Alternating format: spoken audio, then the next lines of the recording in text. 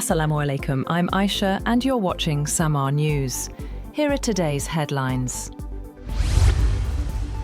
Canadian Prime Minister Mark Carney is trying to foster a new global trading order by working more closely with China and inking smaller trade deals, but faces constraints from Canada's still overwhelming economic dependency on the United States.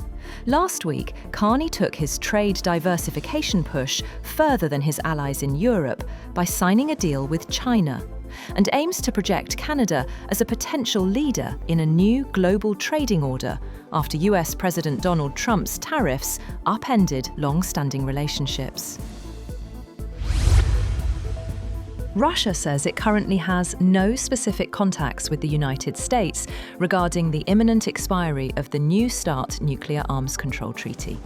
Russian Foreign Minister Sergei Lavrov said the last remaining nuclear arms pact between Moscow and Washington is set to expire on February 5th.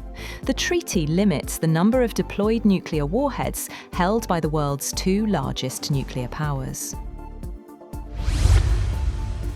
Meanwhile, Ukrainian President Volodymyr Zelensky says he will travel to Davos only if security guarantees with the United States and a post-war prosperity plan are ready to be signed. The Ukrainian president stayed in Kyiv after overnight Russian airstrikes knocked out heating to about half of the capital's apartment buildings, as Ukraine faces freezing temperatures and continued attacks on its energy system. Seeking US intervention, Zelensky said Washington can do more to curb Moscow. Israeli forces have ordered dozens of Palestinian families in southern Gaza to leave their homes, marking the first forced evacuation since the October ceasefire. Residents of Bani Suhaila, east of Khan Younis, said leaflets were dropped, instructing families in tent encampments in the Al-Raqib neighborhood to evacuate. Hamas and local residents said the military is expanding the area under its control. Denmark's Prime Minister Mette Frederiksen has said that sovereignty, borders and democracy are not up for negotiation, as US President Donald Trump doubled down on his push to control Greenland. Frederiksen warned the worst may still lie ahead after Trump said there was no going back on his goal, refusing to rule out force. The dispute over Greenland is straining NATO unity and reviving fears of a renewed trade war with Europe. French President Emmanuel Macron has warned that the world is moving away from rules and international law, saying global affairs are increasingly driven by power rather than principle.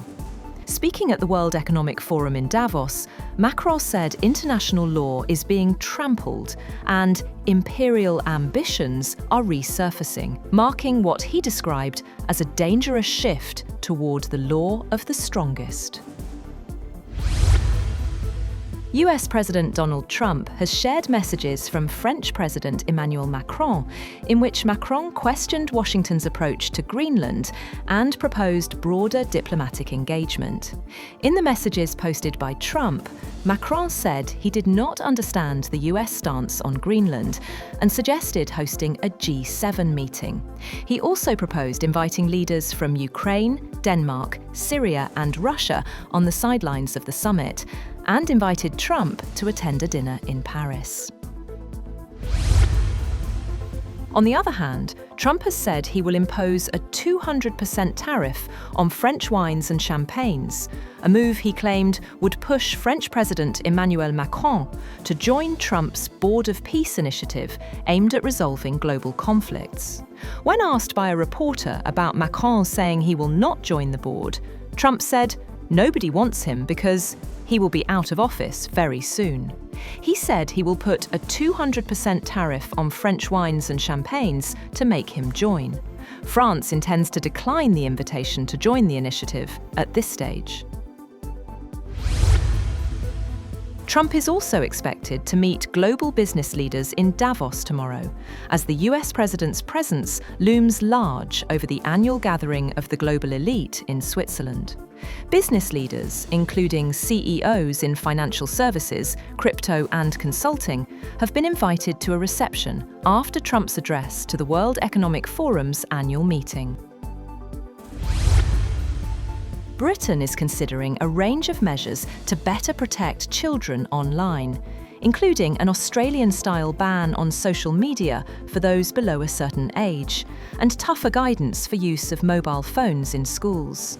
The government said it would examine evidence from around the world on a wide range of suggested proposals, including looking at whether a social media ban for children would be effective, and, if one was introduced, how best to make it work. Ministers will visit Australia to learn from their approach. And Italian fashion designer and one of the most influential figures in Italian couture, Valentino Garavani, has died at the age of 93. Known simply as Valentino, he built one of the world's most influential haute couture houses and introduced the iconic Valentino Red. He dressed generations of global stars and was widely seen as one of the last great designers of the pre-commercial fashion era. That's all for now. For more updates, visit www.samaa.tv. Thank you for watching Samaa News.